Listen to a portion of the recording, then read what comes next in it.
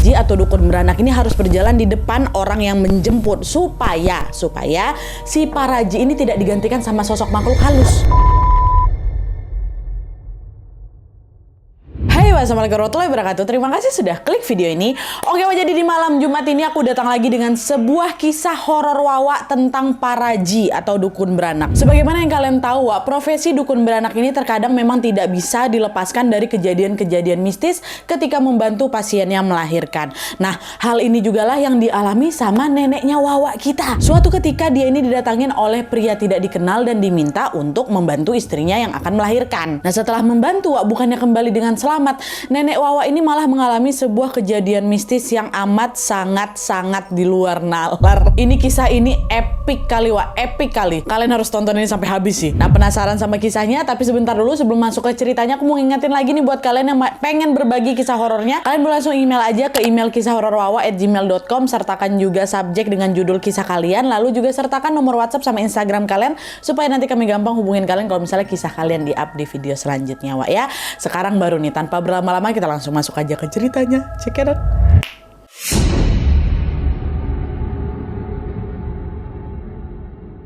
Oke, jadi kisah yang akan aku bawakan malam ini dikirim sama Wawa kita yang bernama Nurma dari Banten. Halo Nurma. Nah, jadi pengalaman horor ini dialami sama Nurma dan juga neneknya pada tahun 2002 lalu. By the way, atas permintaan Nurma juga semua nama di kisah ini sudah disamarkan untuk menjaga privasi keluarganya ya. Nah, jadi Nurma ini adalah anak kedua dari dua bersaudara. Ayahnya bernama Pak Asep dan ibunya bernama Bu Eis. Nurma ini punya seorang nenek namanya Nek Embai yang berprofesi sebagai Paraji atau dukun beranak. Nah, Nek Embai ini tergolong sebagai Paraji yang sangat tersohor gitu di kampungnya karena nenek ini merupakan satu-satunya penolong bagi ibu hamil yang akan melahirkan. By the way, memang di zaman itu Nadia belum terlalu banyak bidan atau dokter gitu. Nggak kayak sekarang kalau kata si Nurma. Dan sedikit informasi tentang kampungnya Nurma ini, Nurma dan keluarganya ini tinggal di sebuah pedalaman yang ada di Banten yang tidak begitu jauh dari pemukiman suku Baduy atau suku aslinya Banten. Dan selain itu, kampungnya si Nurma ini memang masih kental sekali sama hal-hal mistis karena di sana tuh ada macam bangunan yang dikelilingi sama beberapa kuburan tua katanya, dan warga sekitar juga percaya bahwa lokasi ini adalah bekas tempat singgah kerajaan Sunda di masa lampau gitu loh, dan tempat ini dikenal dengan sebutan Karuhun Dalem atau peninggalan leluhur gitu ya. Dan warganya juga menganggap bahwa bangunan ini tuh sebagai bangunan yang sakral karena di sana tuh pernah muncul beberapa barang-barang aneh, bisa dibilang kayak barang pusaka gitu loh, macam pernah Nadia sebilah keris, ada sebuah patung naga emas, ada beberapa perhiasan juga, dan juga sampai ke sebuah selendang kayak gitulah. Nah, itulah ya tadi sekilas tentang kampungnya Nurma. Kisah horor yang dialami sama Nurma ini bermula ketika Bu Eis atau ibunya Nurma ini sedang hamil anak kedua, hamil adiknya si Nurma. Kehamilan itu berjalan dengan lancar lah gitu kan. Hingga pada suatu malam Bu Eis ini tiba-tiba ngeluh sakit perut. Bu Eis bilanglah ke anaknya, Nurma, ini kayaknya ibu udah mau melahirkan nih. Tolonglah jemput Nek Embai sekarang ya. Kayaknya ibu mau lahiran malam ini. Kalau nunggu bapakmu pulang pasti bakal kelamaan gitu. Ibu udah gak kuat lagi, kata si Bu Eis. Dan FYI, Pak Asep, bapaknya si Wawa ini waktu itu masih bekerja di Jakarta dan belum pulang. Nah, mendengar perintah dari ibunya, Nurma pun segera langsung menjemput Nek Embai ini yang memang rumahnya sangat-sangat berdekatan dengan rumahnya Urma. Jadi sebelah kanan ini rumahnya Nurma, di tengah-tengah tuh ada macam rumah tetangga gitu yang halamannya ditumbuhi sama pohon rambutan. Barulah di sebelah kiri tuh rumahnya Nek Embai ya, kebayang ya. Nah, udah tuh, singkat cerita sesampainya si Nurma ngejemput Nek Embai di rumah Nek Embai, Nurma langsung bilang lah kalau ibunya sedang butuh bantuan. Nenek, ibu udah mau melahirkan, kata kayak gitu kan. Nah, mendengar itu Nek Embai pun segera langsung mengambil alat-alat persalinan lalu pergilah itu ke rumahnya si Nurma. Nah, di perjalanan itu ini harus diingat ya, ada sebuah kebiasaan yang memang harus dilakukan orang yang menjemput Paraji atau dukun beranak, yaitu aturannya orang yang menjemput ini harus berjalan di belakangnya Paraji. Jadi waktu itu Nurma pun segera langsung memposisikan dirinya untuk berjalan di belakangnya Nek Embai, bukan di depannya, Kenapa kayak gitu Nadia? Karena ini adalah sebuah kepercayaan turun-temurun, yang memang biasanya dilakukan di kampungnya si Nurma, yaitu Paraji atau dukun beranak ini harus berjalan di depan orang yang menjemput supaya si Paraji ini tidak digantikan sama sosok makhluk halus. Mereka semua khawatir makhluk halus itu akan menyamar menjadi Paraji demi bisa memakan darah manisnya ibu hamil gitulah. Jadi kalau misalnya Parajinya di depan bisa diawasi sama orang jemput nih gitu ya, kebayang ya. Dah tuh, makanya lah di situ Nurma pun mempersilakan neneknya ini supaya berjalan lebih dulu. Ayo Nek, duluan, Nurma di belakang gitu. Dah, jalanlah neneknya depan, set Nurma di belakang. Awalnya semua berjalan normal-normal aja, Nenek di depan, Nurmanya di belakang. Tapi sebelum melewati pohon rambutan di depan rumah tetangga, kan di tengah-tengah tuh rumah tetangga kan. Sebelum lewat pohon rambutan itu, tiba-tiba Nek Mbak ini minta tukar posisi. Dia bilang, Nurma kamu jalan duluan aja, nenek yang di belakang. Jangan Nek, nanti nenek kenapa-napa. Kata si Nurma, kan aturan nggak boleh kayak gitu tuh. Udah nggak apa-apa, kamu aja yang jalan duluan biar nenek di belakang. Katanya dengar nenek kata gitu. Nah karena dia ini nggak mau berdebat, akhirnya udah Nurma pun terpaksa lah nurutin permintaan neneknya kan. Tukar posisi lah ini. Nurma jalan duluan, nenek nih di belakang. Terus waktu udah tukar posisi nih Wak, samar-samar Nurma dengar ada suara seorang wanita yang lagi bertanya ke neneknya. Padahal mereka berdua aja tuh awalnya kan. Dia dengar suara wanita nih ngomong gini, mau kemana Nek Mbay? Aku ikut boleh nggak? Aku lapar, kata dia gitu. Nah mendengar suara asing itu Nurma pun jadi penasaran kan. Dia mau nih noleh ke belakang. Tapi sebelum dia noleh Wan, Mbay langsung bilang, udah jangan kau tengok ke sini. Jangan tengok ke belakang, lari sekarang ke rumah, kata si Nek Mbay Wak. Nah dengar itu Nurma pun mengurungkan niatnya dan lanjutlah itu berlari hingga sampai ke depan rumahnya tuh, nggak jadi ditengok belakang. Nah karena udah sampai di rumah Wak, barulah si Nurma ini ngerasa, oh ini udah aman-aman aja nih, aku boleh kali ya lihat ke belakang. Refleks dia noleh lah itu ke belakang kan. Tapi begitu ditoleh Wak, Nurma dikejutkan dengan kemunculan sesosok kuntilanak yang wujudnya sangat-sangat mengerikan. Sosok itu mulutnya robek sampai ke pipi, wajahnya berdarah-darah dan dalam posisi kayang dengan kepala di bawah, kakinya gantung di atas pohon rambutan tuh, bayangkan sama kalian. Dan yang lebih ngerinya lagi Wak, sosok itu tuh sedang macam melilit pinggang Nek Mbay gitu loh, pakai rambut yang gimbal tuh. Apa nggak langsung shock si Nurma itu? Astagfirullahaladzim, shock, pingsan langsung Nurma. Nurma waktu itu pingsan selama beberapa jam Wak, dan baru bangun keesokan paginya. Nah pas dia udah sadar ini, Nurma nengok rumahnya tuh udah ramai sama tetangga-tetangga sekitar kan, yang datang untuk ngejenguk adik bayinya. Jadi ternyata Bu Eis, mama Nurma itu sudah melahirkan di saat Nurma ini masih pingsan Wak. Dah selamat tuh. Dan di saat yang sama Nurma ini juga nengok ada Nek Mbay yang duduk di antara para tetangga itu dalam keadaan baik-baik aja. Nah di situ Nurma langsung ke flashback langsung sama kejadian semalam kan, dan dia langsung berinisiatif untuk menanyakan hal itu ke si Nek Mbay. Tapi Wak, sebelum Nek Mbay sebelum si Nurma ini nanya, Nek Mbay itu langsung ditatapnya si Nurma kan, seolah-olah dia tuh kayak bilang, dah kau diam aja, kau nggak usah nanya apa-apa, kita omongin nanti waktu udah sepi gitu. Langsung udah pakai kode mata lah gitu kan. Nah karena ditatap tajam sama neneknya kayak gitu, Nurma pun akhirnya enggan untuk bertanya, dan udah dia kembali lagi ke kamar dengan pikiran yang berkecamuk. Kemarin tuh apa yang ku tengok tuh betul apa enggak ya? Siapa sosok tuh? Kenapa dia ngelilit badan nenek aku? Kenapa juga nenek aku suruh aku jalan dulu? Apa mereka udah janjian? Kayak gitulah. Tapi sebelum pertanyaan ini berhasil terjawab Wak, Nurma itu tiba-tiba dikejutkan dengan kabar duka yang menimpa neneknya. Jadi nih Wak ya, 3 hari setelah peristiwa mengerikan itu, atau 3 hari setelah adiknya dilahirkan itu, Nurma mendengar sebuah kabar bahwa Nek Mbay meninggal dunia.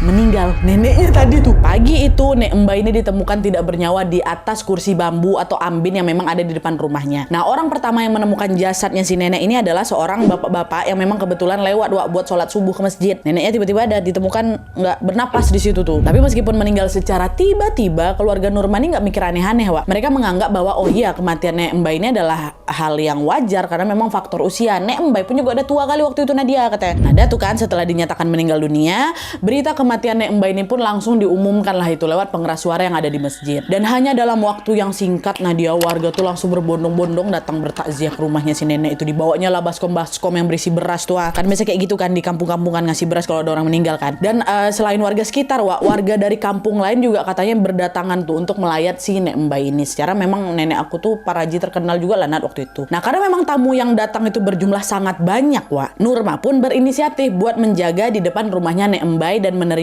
beras-beras pemberian dari warga-warga ini. Dan Nurma berjagalah di situ. Awalnya nggak ada yang aneh memang sama aktivitas itu Wak. Sampailah kemudian tibalah momen di mana mata si Nurma ini nggak sengaja tertuju ke arah pohon rambutan milik tetangganya, berarti di sebelah kanan kan.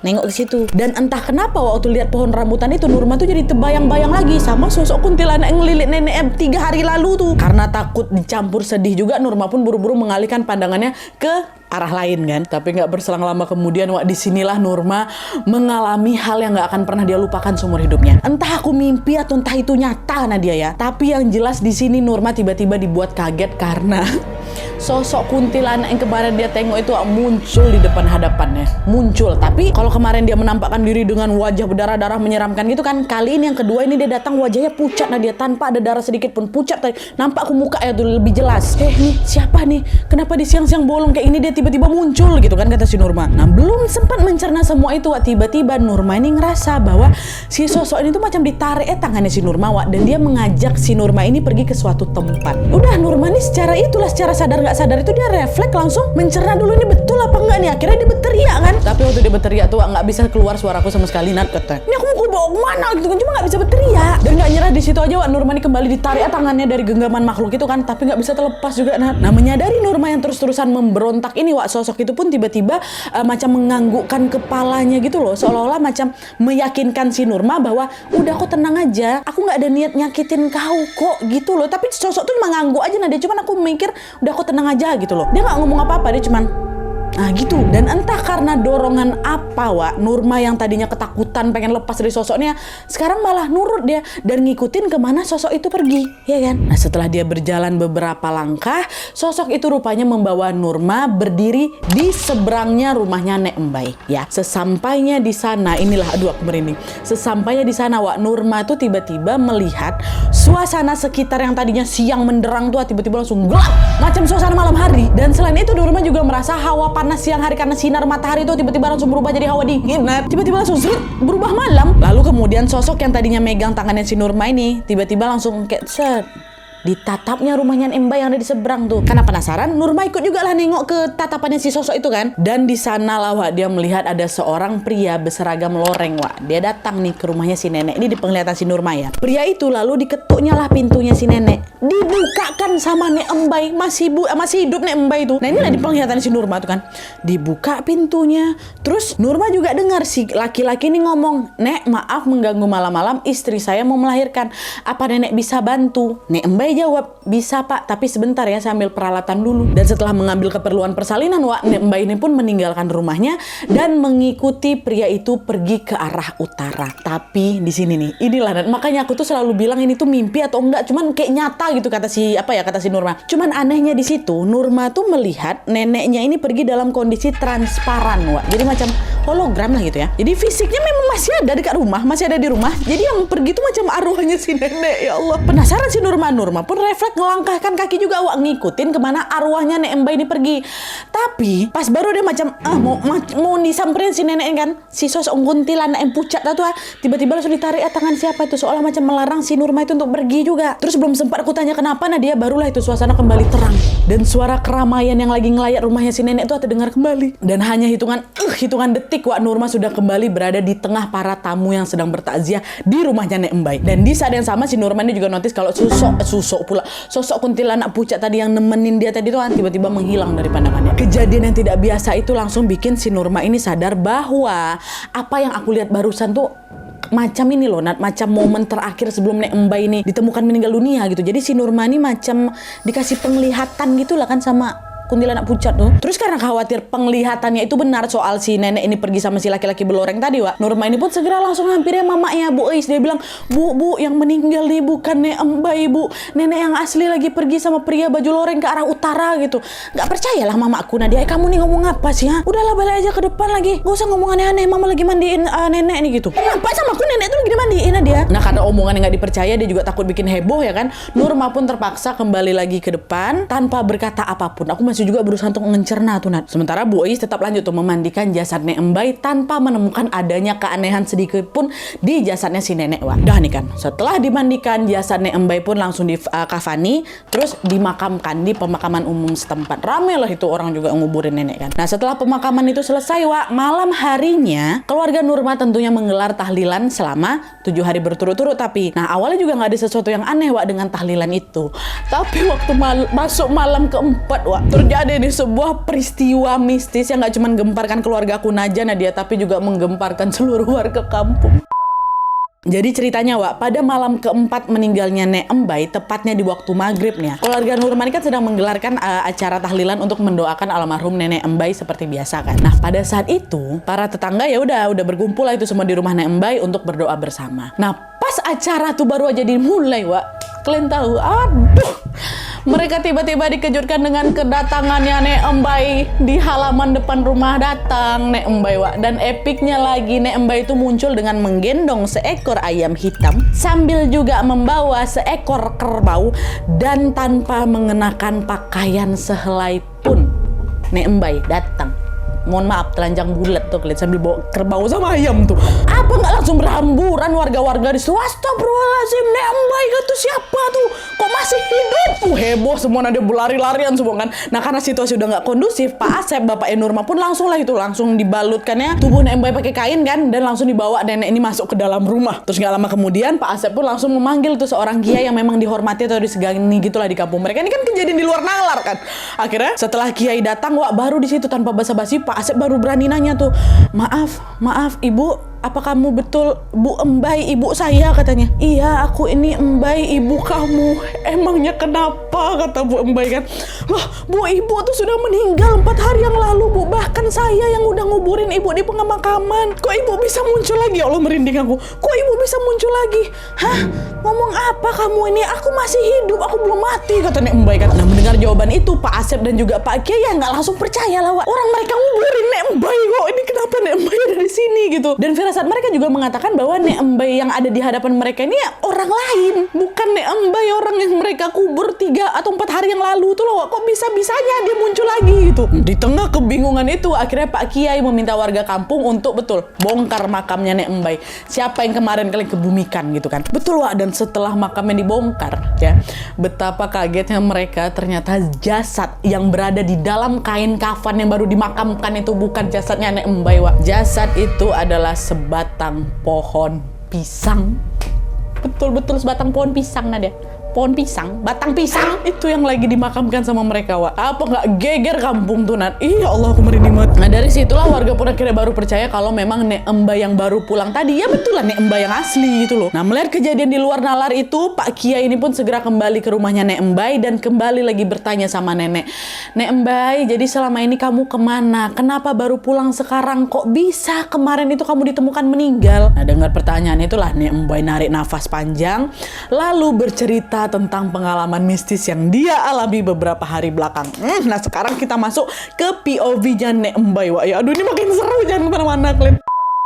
Nah jadi ceritanya Wak, pada saat itu di malam hari itu Wak, Nek Embai ini sebenarnya lagi tiduran di ruang tamu rumahnya. Nah pas lagi tidur itu sekitar jam 2 malam tiba-tiba dia dengar ada orang yang ngetok pintu dia. Pas dia buka, nenek tuh nengok ada seorang pria berseragam loreng yang memperkenalkan dirinya dengan nama Pak Kardi. Nah Pak Kardi ini minta tolong Nek Embai untuk membantu istrinya yang akan melahirkan. Sebagai satu-satunya para haji yang ada di kampung itu, ya udah Nek Embai pun akhirnya ya setuju-setuju aja kan, diajak sama Pak Kardi walaupun tengah malam kayak gitu. Udah biasa lah gitu kan orang beranak tengah malam. Dan FYI Wak, cerita Nek Embai ini persis sekali dengan kejadian yang dilihat sama si Nurma tempo hari kan. Nurma bilang apa? Dijemput sama laki-laki berseragam loreng mah. Emang betul ternyata nenek juga ngalamin itu. Udah lah nih kan, dah singkat cerita setelah menempuh perjalanan jauh Wak, Nek Embai ini pun akhirnya tibalah di kampungnya Pak Kardi. Pada saat itu Nek Embai ini sempat ngerasa aneh karena dia ini sampai dalam waktu yang singkat, padahal dia ngerasa jarak yang dia tempuh ini kok jauh kali gitu. Cuman singkat, macam singkat tapi kok kayaknya lama kali aku jalannya gitu loh. Nah meski merasa ada yang aneh, Wak, Nek Embai ini pun mengabaikan pikiran buruknya. Ya udahlah, nggak usah mikir aneh-aneh lah, aku kan tujuan aku kesini kan buat bantuin istrinya Pak Kardi gitu.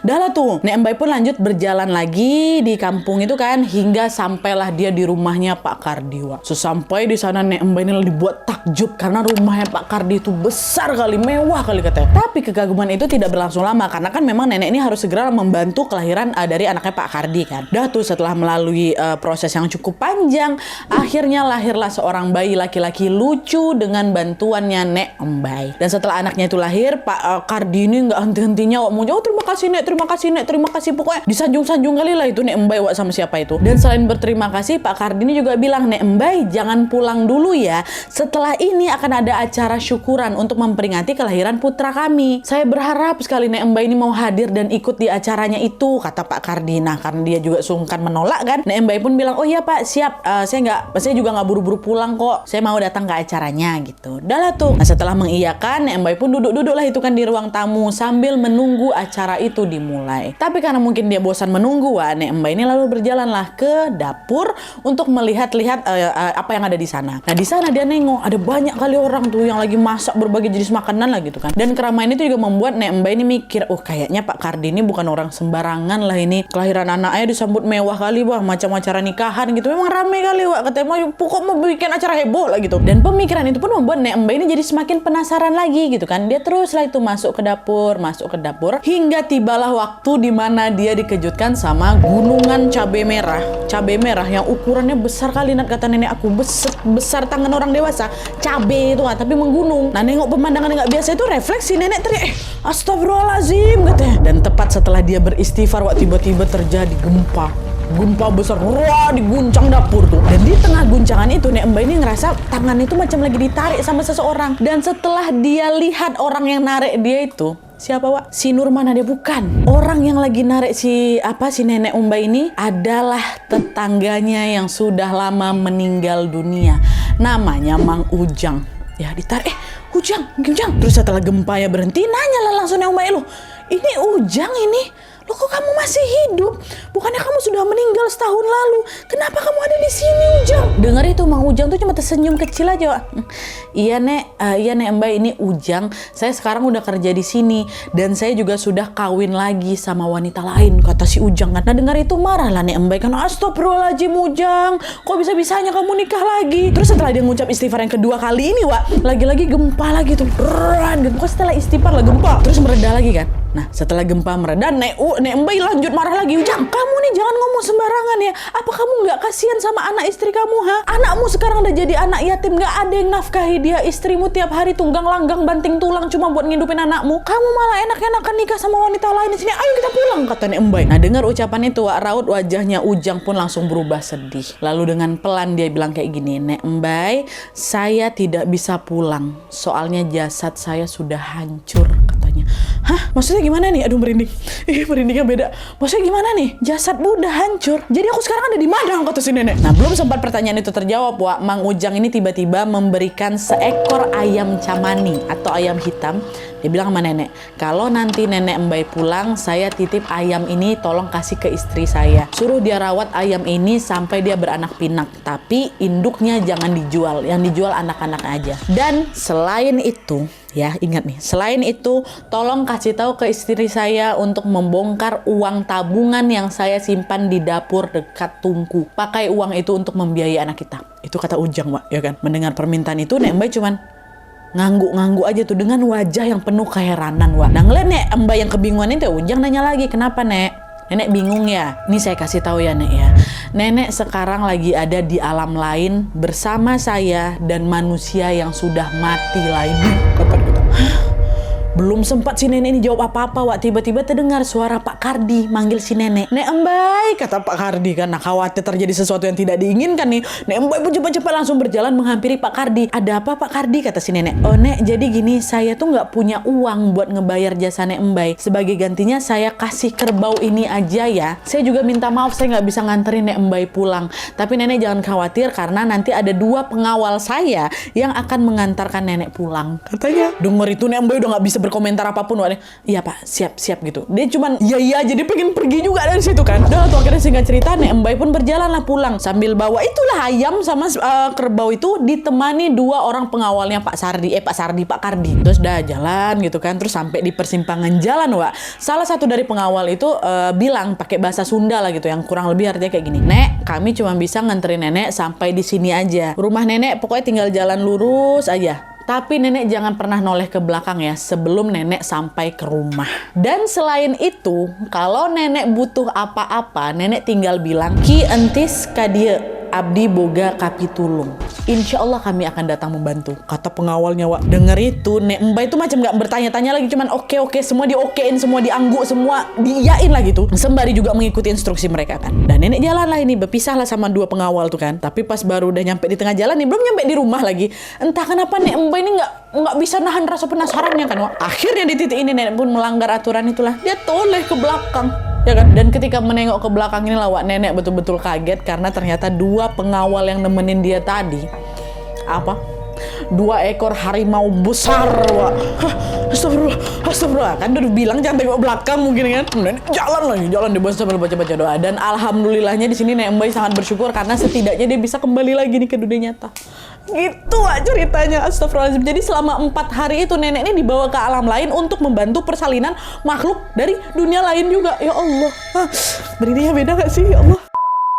Udah lah tuh kan, setelah mendengar semua cerita itu, Pak Kiai pun mengatakan bahwa Nek Embai ini sudah mengalami mati suri dan dibawa ke istana siluman harimau katanya, Wak. Pak Kiai juga bilang bahwa besar kemungkinan sosok Pak Kardi yang ngejemput si nenek itu adalah ya Raja Siluman Harimau itu. Sedangkan orang-orang yang Nek Embai lihat ada di rumah apa yang lagi ngerewang di belakang tuh, itu adalah arwah orang-orang yang sudah meninggal dunia, kata Pak Kiai. Dan ya udah, Wak, setelah kejadian itu Nek Embai pun kembali menjalani kehidupannya seperti biasa. Dia tetap melanjutkan profesinya sebagai paraji, tapi bedanya kali itu kali ini setelah kejadian itu ya, nenek itu jadi punya kemampuan goib gitulah. Katanya dia macam bisa memanggil harimau gitu untuk menjaga pertanian, perkebunan dan juga hutan milik warga. Dan ada juga cerita menarik lagi di sini, Wak. Jadi sebenarnya tuh awal-awalnya nih ya, kemampuan nenek yang baru itu awalnya ya udah cuma diketahui sama keluarga kami aja, kata si Nurma. Keluarga dekat kami aja lah. Tapi lama-kelamaan berita ini berhembus juga didengar sama warga kampung. Dan ternyata ada nih sekelompok warga yang memang ingin membuktikan kemampuan barunya si nenek itu. Pada suatu ketika mereka datang ketemu Nek Embai dan meminta tolong nih supaya hutan milik mereka itu dilindungi dari jarahan pemburu liar. Dengar dimintain bantuan kayak gitu, Nek Embai pun menyanggupinya, Wak. Dan dia segera langsung memanggil nama siluman harimau yang pernah dia temuin waktu itu tuh. Ada dia namanya, kata si Nurma. Ada tapi gue gak mau kasih tahu gitu. Betulan datang pula ke kau nanti gitu kan. Dan ternyata kemampuan Nek Embai ini memang betulan, Wak, dibuktikan bukan isapan jempol aja, karena tidak lama setelah itu tersiarlah kabar bahwa ada pencuri kayu di hutan yang ditemukan tewas akibat diterkam harimau.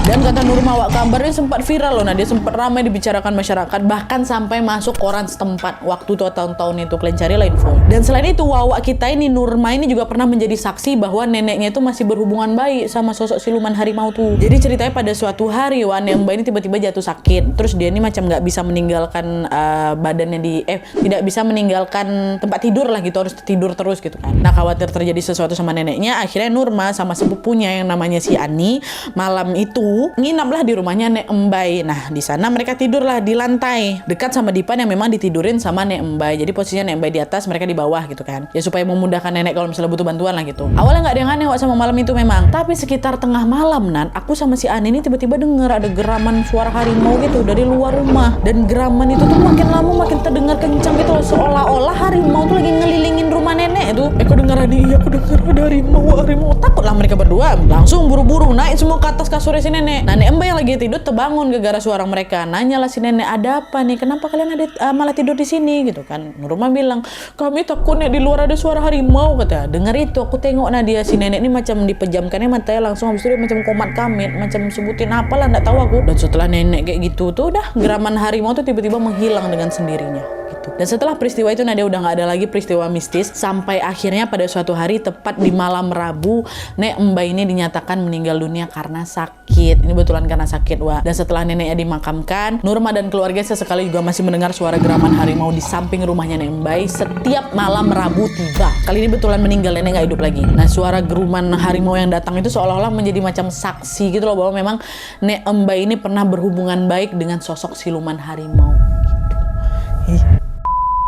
Nah, Wak, jadi itu tadi kisah epik dari Nurma beserta neneknya yang pernah mengalami mati suri dan berkawan baik sama siluman harimau. Kisah ini betul-betul mind blowing kali kan, merindingnya beda nggak kalian? Iya kan? Dan kalian juga pasti masih penasaran ini tentang wasiatnya Mas Ujang tuh gimana? Nah, dia itu beneran apa enggak nih? Nah, jadi sebelum meninggal dunia, Wak, Nek Embai ini memang sempat menyempatkan diri pastinya memberitahu lokasi tabungan yang disimpan sama Mang Ujang itu kepada istrinya. Neng, Abdi ketemu sama Mas Ujang, ini dikasih tahu lah semuanya. Dan setelah dicek, Wak, ternyata tabungan tuh betulan ada loh. Aduh, merinding lagi aku. Beda. ada uang yang dikasih tahu Mang Ujang tuh ada Wak di situ. Dan dari situlah istri Mang Ujang pun lalu menggunakan uang itu untuk membiayai anak-anak mereka. Dan selain itu istri Mang Ujang ini juga mengembangbiakan ayam cemani tadi, ayam hitam tadi yang dibawa sama Embai, di mana ayam itu berhasil beranak pinak dan sampai-sampai hasil penjualan dari ayam cemani itu mampu membuat keluarga mereka ini atau keluarga Mang Ujang ini hidup dengan sangat layak sampai sekarang. Bahkan kata Nurma nih Wak ya, kalau ada yang ingin cari ayam cemani dengan kualitas Yahut, kualitas bagus, nah mereka bakal datang loh jauh-jauh ke kampungnya aku tuh untuk ketemu sama istri Mang Ujang buat beli dari anaknya ayam cemani. Nah tuh kerbau yang dikasih sama Pak Kardi ke nenek gimana Nadia? Nah kerbau yang dibawa sama Nek Embai itu akhirnya disembelih Wak, disembelih untuk acara syukuran ketika salah satu anaknya Nek Embai atau omnya si Wawa ini baru aja diangkat sebagai lurah setempat gitu ya. Percaya nggak percaya Wak, tapi memang ya kejadian ini memang nyata dialami sama Nek Embai dan juga sama Nurma. Aku juga percaya nggak percaya tapi itu terjadi pula sama aku Nadia. Kita tuh kadang juga nggak bisa bilang ini benar atau enggak Wak, karena kita nggak ngalamin kan. Ini Nurma yang menceritakan, Nurma yang ngalamin, ya udah mau percaya apa enggak kalian terserah kalian. Yang jelas kisah ini cukup bikin aku merinding dan nambah koleksi baru lagi. Ya. Dan sebelum aku menutup videonya, sama-sama kita doakan semoga almarhumah Nek Embai diterima di sisi Allah Subhanahu wa taala dan keluarga yang tinggalkan mendapatkan kesabaran dan diberikan kesehatan lahir dan batin. Amin ya rabbal alamin. Oke Wak, jadi sekian dulu videonya. Terima kasih banyak yang sudah menonton. Kalau kalian suka video ini, klik like-nya. Jangan lupa komen di bawah untuk ide dan saran-saran untuk video selanjutnya. Jangan lupa nyalain notifikasi ya kalau kalian tahu. Jangan lupa nyalain notifikasi supaya kalian tahu kalau Jangan lupa nyalain notifikasinya supaya kalian tahu kalau aku upload video baru. And as always, jangan lupa untuk klik tombol subscribe supaya kalian sama-sama tahu informasi menarik dan menegangkan dari channel aku. See you next video, bye. Aku kayaknya besok beli lighting lah sini ya.